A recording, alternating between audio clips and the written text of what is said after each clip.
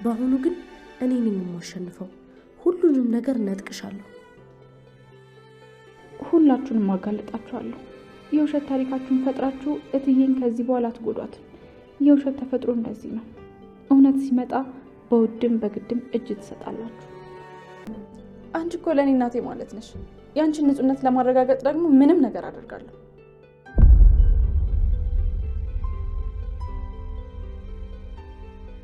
እትዬ ምን ነው ደስታሽ ቀዘቀዘ?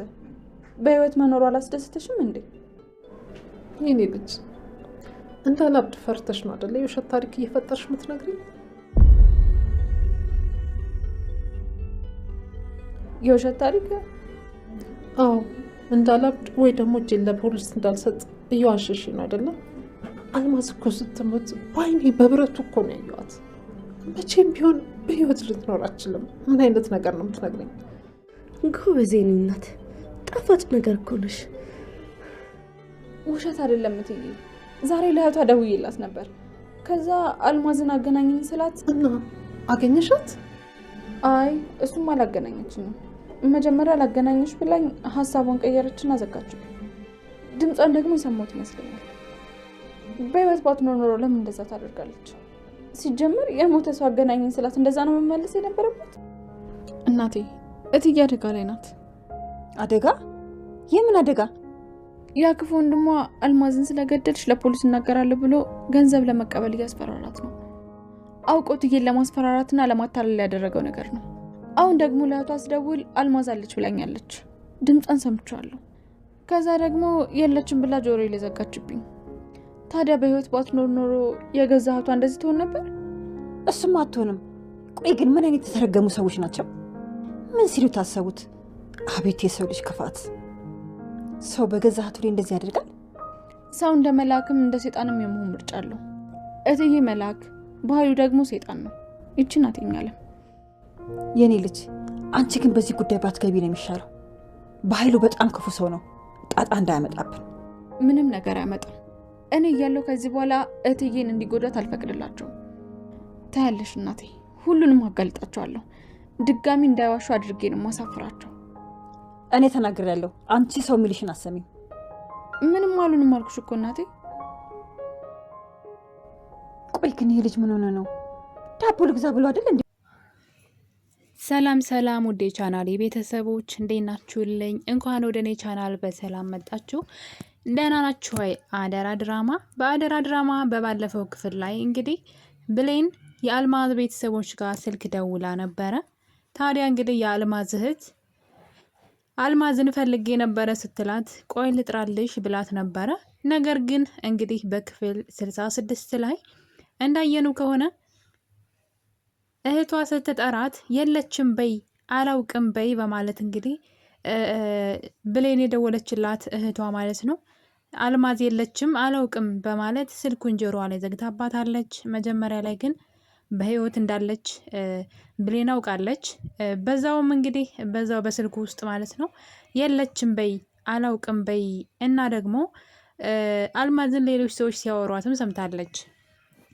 እንደሚታወቀው አልማዝ ልጅ ሙቶባታል። ታዲያ እንግዲህ ልቅሶ ሊደርሱሽ መጥተዋል የሚል ነገርም ደግሞ በዛው በስልኩ ውስጥ ብሌን ሰምታለች። በጣም ደስ የሚለው ነገር ማለት ነው የራሷንም ድምፅ ሰምታለች።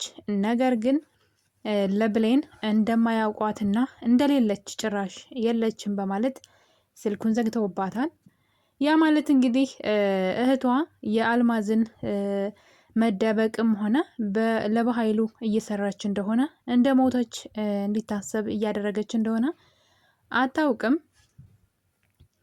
ለዛ ነው እንግዲህ ልጥራልሽ ብላት የነበረው መጀመሪያ ላይ። ነገር ግን የለችም በይ ብላ እንግዲህ እህቷን ስልኩን እንኳ ሳትይዘው ነበር እንደዚሁ ስታወራ የነበረው። ብሌን ሁሉንም ነገር ሰምታለች።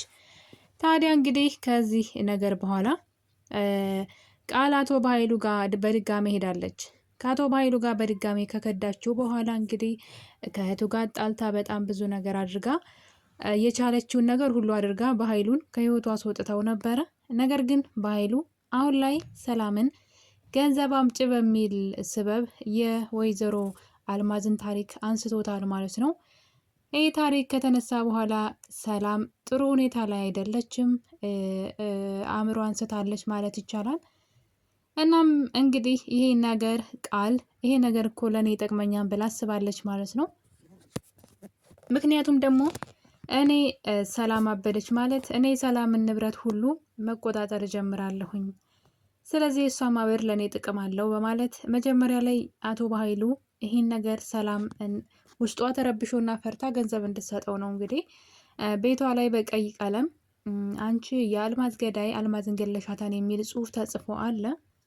እሱን ነገር ካየች በኋላ ነው እንግዲህ ወይዘሮ ሰላም ራሷን የሳተችው ወይም ደግሞ ጥሩ ሁኔታ ላይ ያልሆነችው እና የአእምሮ መታወክ የገጠማት።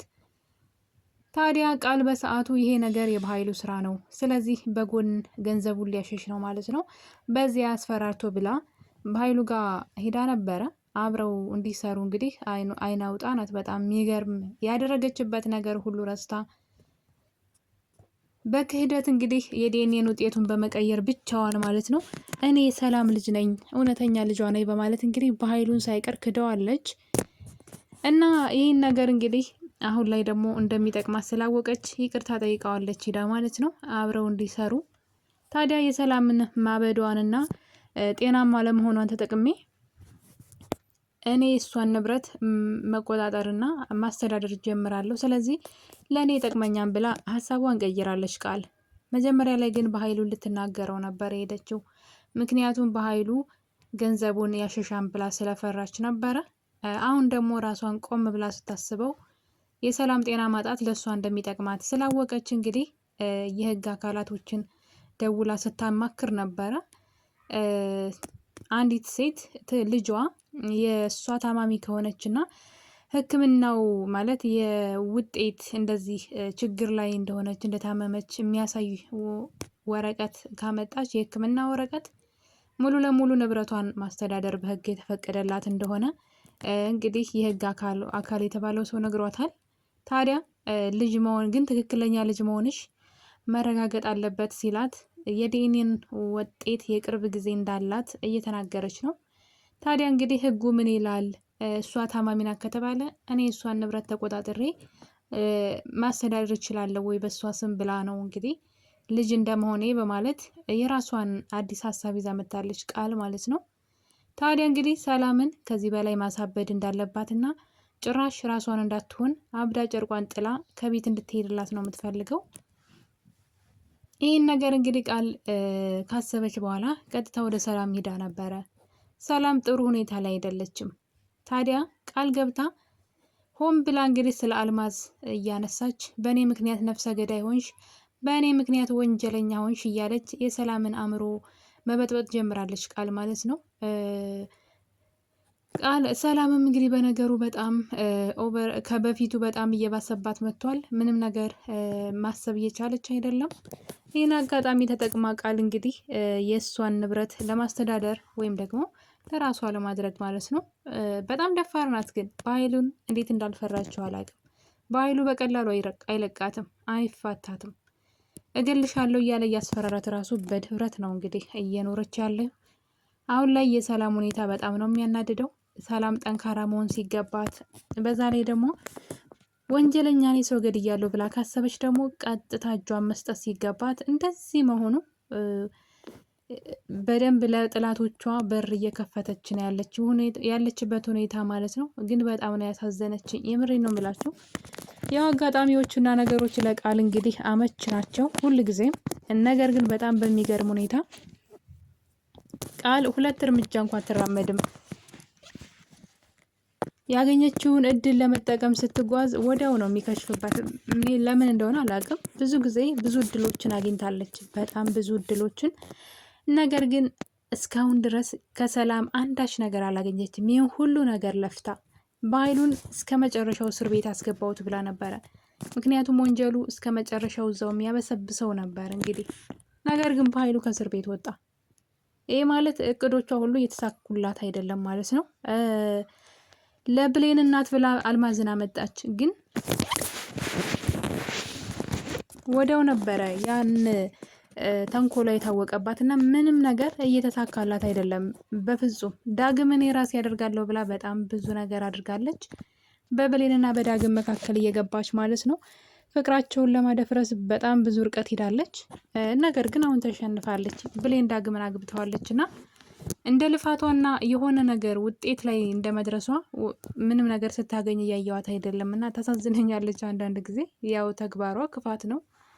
የገዛ እናቷ ሳትቀር ያንቺ ያልሆነን ነገር ይዘሽ የሰው ህይወት ላይ ውጪ፣ ያለዛ ዘላለምሽን መጥፎ ሁኔታ ላይ ነው የምትወድቂው። ስለዚህ ዳግምም ያንቺ አይደለም፣ የሰላም ቤትም የሰላም ህይወትም ያንቺ አይደለም፣ ያንቺ ባልሆነ ነገር ተስፋ አታድርጊ ብላት ነበረ እናቷ ማለት ነው ሀረግዬ። ነገር ግን ቃል አሁንም ተስፋ እየቆረጠች አይደለም። አቶ በኃይሉ አመች ጊዜ እየጠበቅኩልሽ ነው ልገልሽ ቢላትም ምንም አልመሰላትም።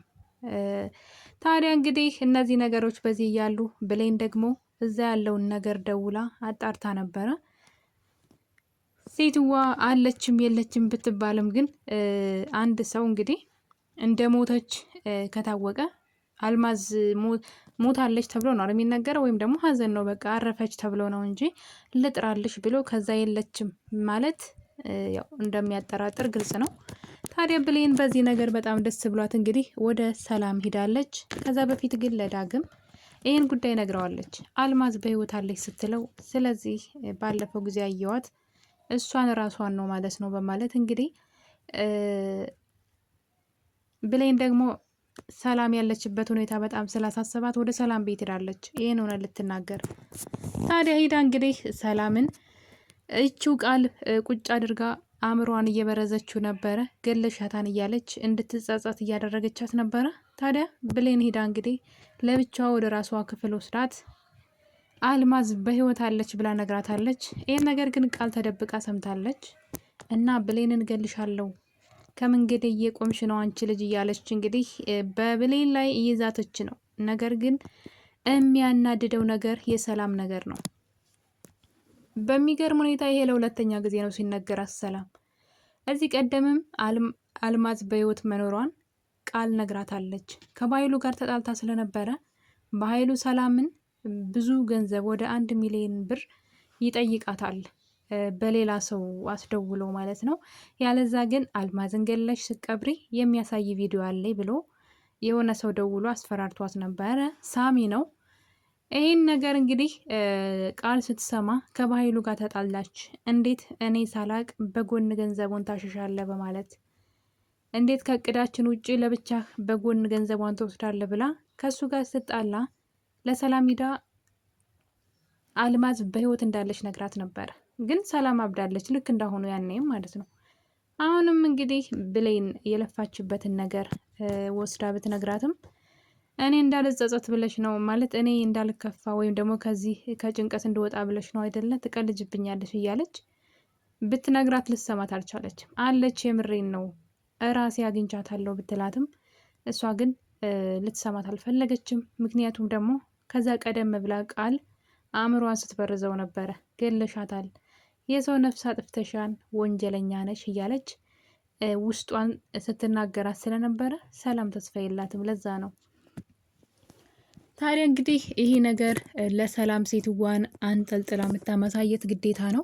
እንደዚህ ከቀጠለች ሰላም ብሌንን ማትሰማትና ማትረዳት ከሆነ ብሌን ሰላምን ቤት ድረስ አልማዝን ማለት ነው ቤት ድረስ የማንጣት ግዴታ ይኖርባታል። ለዛም እንግዲህ አንድ ነገር አስበዋል። ብሌን ስልኩ ላይ የሰማችው ነገር ነበረ። ሰዎች ልቅሶ ሊደርሱሽ መጥተዋል የሚል ድምፅ የአልማዝ እህት ስታወራ ሰምታለች። ያ ማለት እንግዲህ አልማዝ ሀዘን ላይ ናት፣ የሆነ ሀዘን ገጥሟታል። ይህን ተከትሎ እንግዲህ የአልማዝ አድራሻ ምናልባት እዚህ አካባቢ ሊሆን ይችላል። ምክንያቱም ደግሞ ከአቶ በኃይሉ ጋራ እንደዛ አይነት ስራ ለመስራት ከተገናኘች አንድ አካባቢ የሚኖሩና በደንብ የሚተዋወቁ ቢሆኑ ነው። ታሪኩን ሁሉን እንግዲህ ቁጭ አድርጋ ነበረ ስታወራ የነበረው።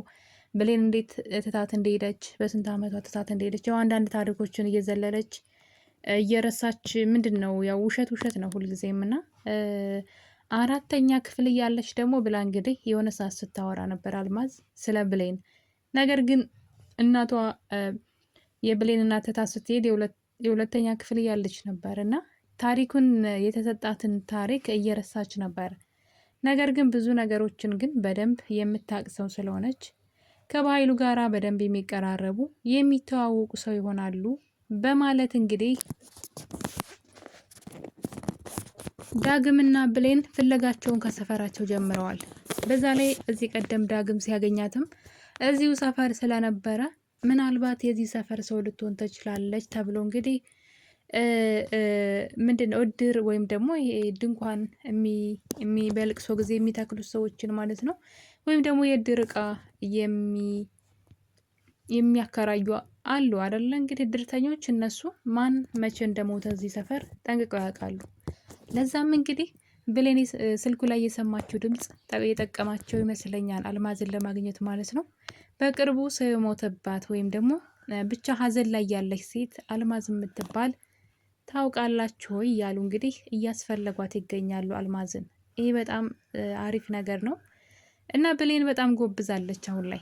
ምክንያቱም ያንን ድምፅ መስማቷ አልማዝን ለመፈለግ በጣም ቀላል ዘዴ ሆኖላቸዋል። ታዲያ ዳግም በተደጋጋሚ ብዙ እድር ቤቶች ላይ ስልክ ሲደዋውል ነበረ።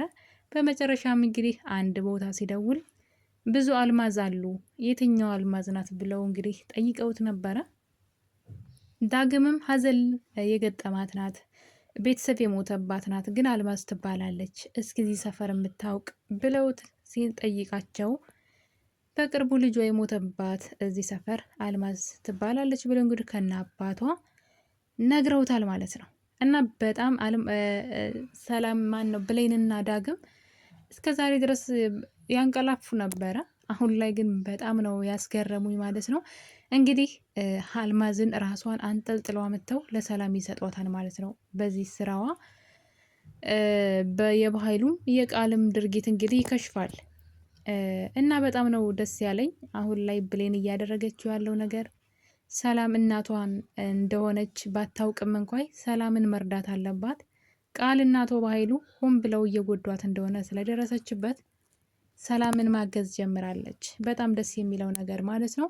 እና ውድ ቤተሰቦቼ እንግዲህ አደራ ድራማ ክፍል 66 ትረካችን ይህን ይመስል ነበረ። በክፍል 67 እስከምንገናኝ ድረስ ቸር ቆዩልኝ።